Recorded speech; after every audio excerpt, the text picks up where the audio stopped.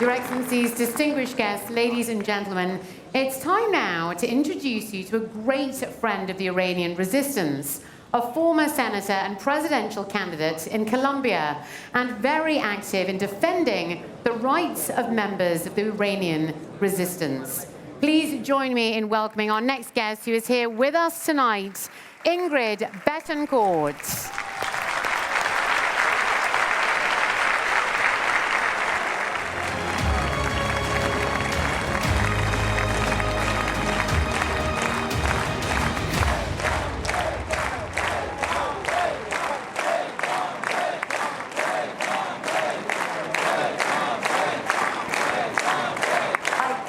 Believe I'm here.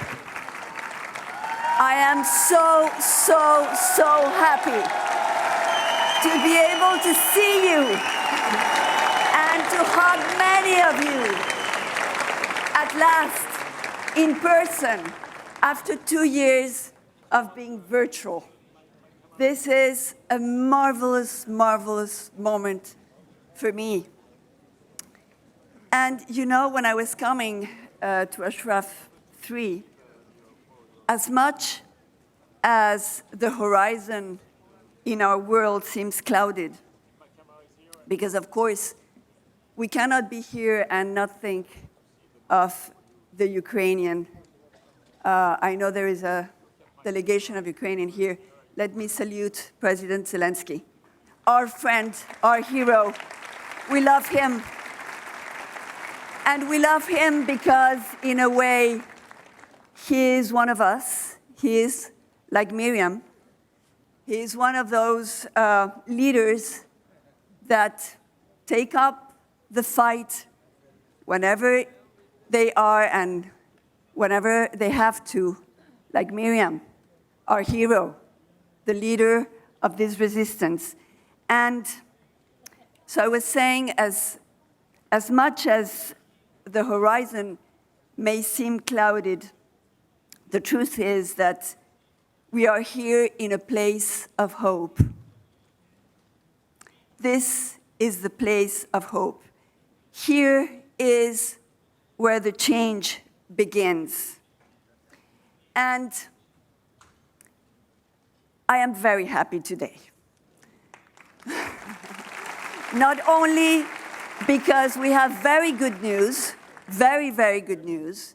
I was very sad and despaired when I heard that the Belgian parliament had accepted the treaty between Belgium and Iran, because we all know what that means, impunity for criminals. But then I was also thinking of all these people taken hostage by this criminal and terrorist state, Iran, that is holding innocent people to be able to trade them for their criminals.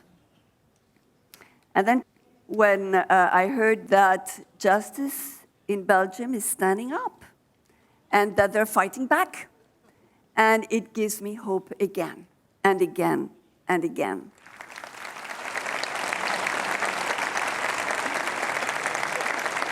We made it. I suppose that they must be very angry over there in Tehran. I suppose that they are very upset with us being here and speaking and rejoicing and speaking the truth, which is that we know that Iranians are ready for the change. Economic crisis, inflation, devaluation, spread of poverty, corruption, always corruption. And we know also, as we speak, that the world does not read the signs of time. It is a karma. The world never seems to be reading the signs of time. In 1970, the world didn't realize, for example, that the Shah was this corrupt and brutal dictator that was hated by its people. They thought, and I'm quoting President Carter, that it was an island of stability. It was seen as the best ally of the United States. And the CIA, 5 months before the uprising against the Shah, said that Iran was not in a revolutionary or pre-revolutionary mode.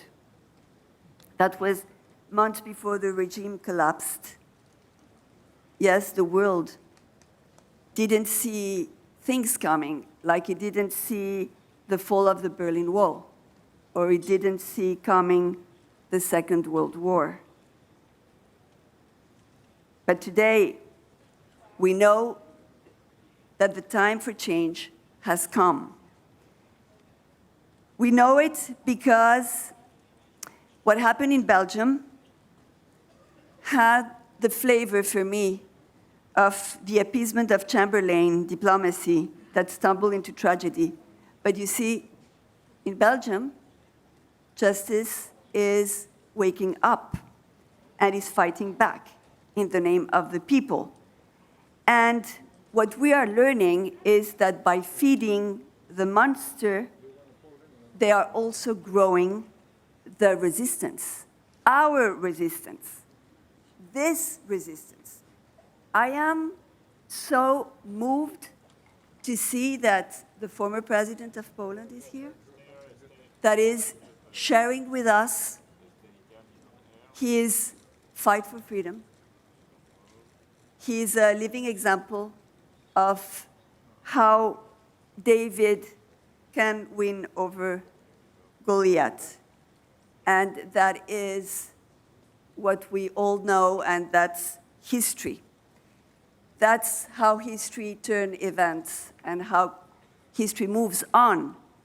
And I am proud to be here, defying the barbarians, the insanity, the cruelty of the dark dictatorship that has abducted women, children, young people, men in Iran.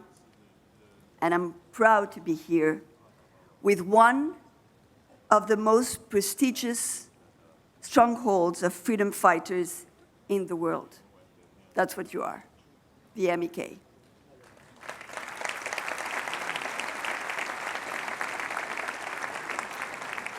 We have to be clear on what the MEK represents.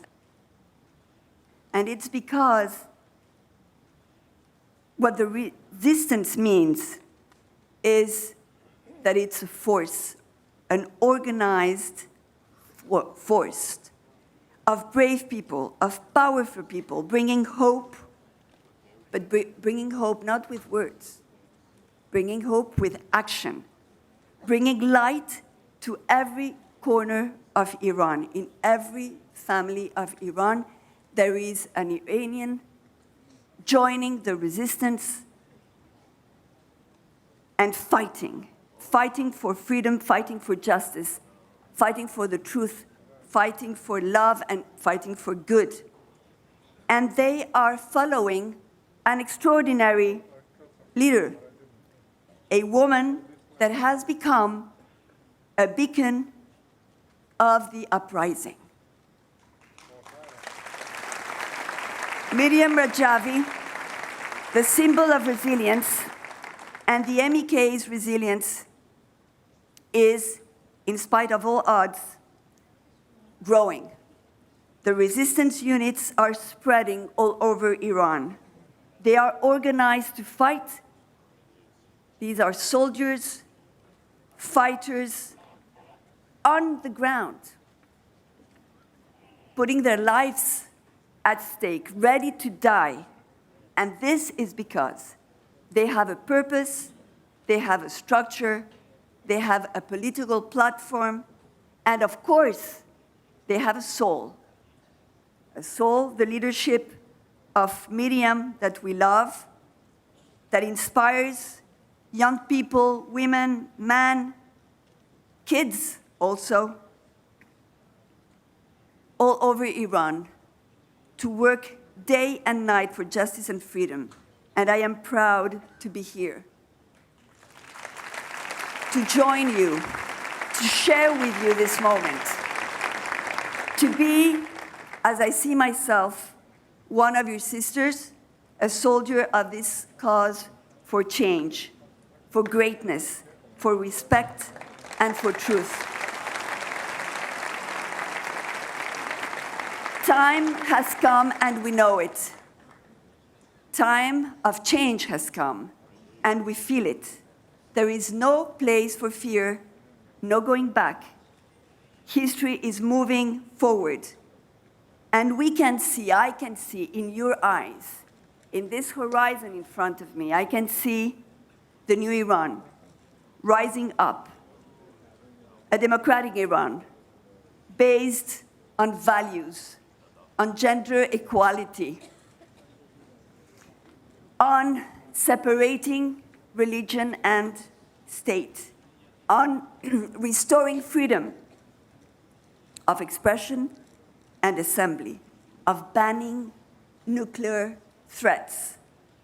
History has brought us all together because we are the people. We are the people of the world, united with the people of Iran, united with Ashrafians, united with the freedom fighters in the streets of Iran, in the uprising all over Iran, united with President-elect Miriam Rajavi. And we are all here united to claim that change is unstoppable. And as Joe Lieberman before me, we will say, Jose, Jose, Jose.